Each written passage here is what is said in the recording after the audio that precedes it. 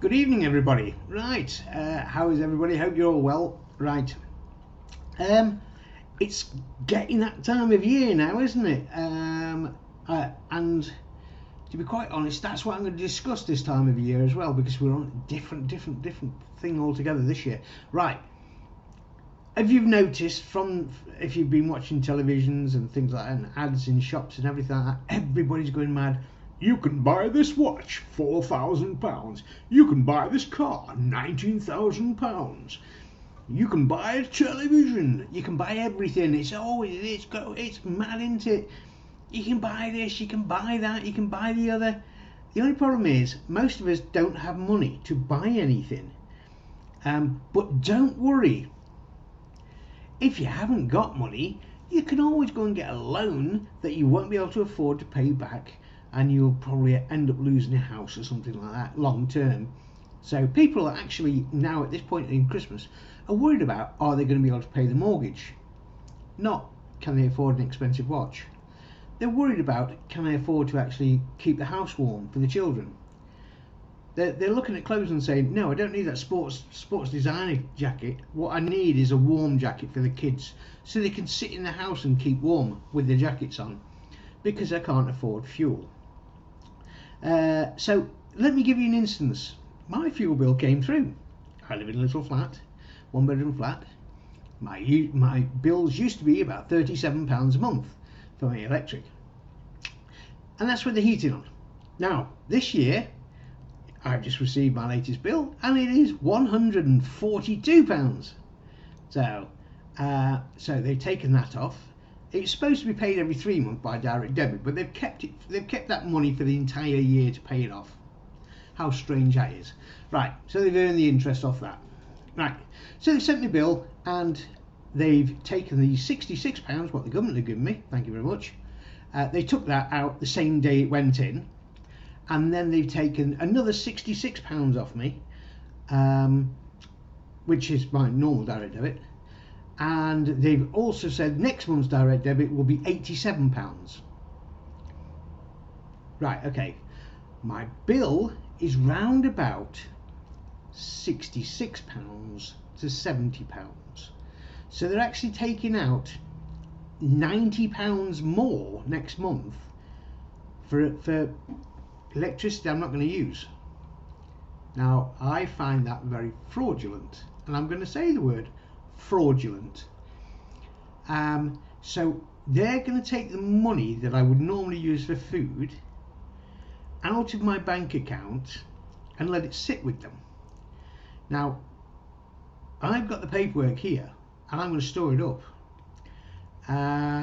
because I know that there's no other choice, but I have to go down and cancel my direct debit and put it into dispute, because according to my calculation and their paperwork, they've taken nearly £200 extra, and they still work out that I'm £34 owing them on top of that. So yeah, very strange indeed. The actual paperwork per month actually says that. So that'll be interesting, because I'll be going through emotional stress now as well. With being long-term ill, this really does not help me at all.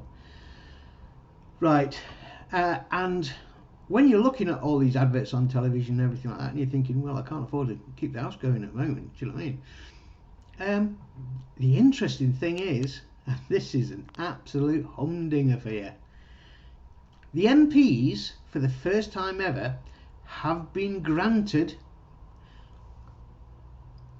permission to throw a Christmas party for them and their staff and claim it on their expenses.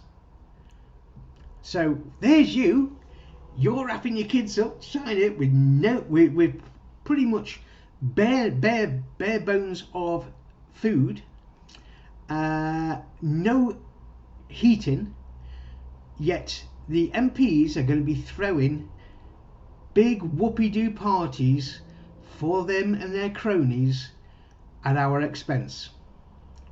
Wow. I suggest this: any hotel or venue that runs one of these MPs parties, if you know where they are, I suggest you walk to that party. Do not cause trouble or anything like that. Just walk into the party. You've paid for that food. You've paid for that beer. Go in, help yourself. Yeah, because obviously we're paying it as taxpayers. We're paying for them to have a party. So that makes us the employers and them the employees.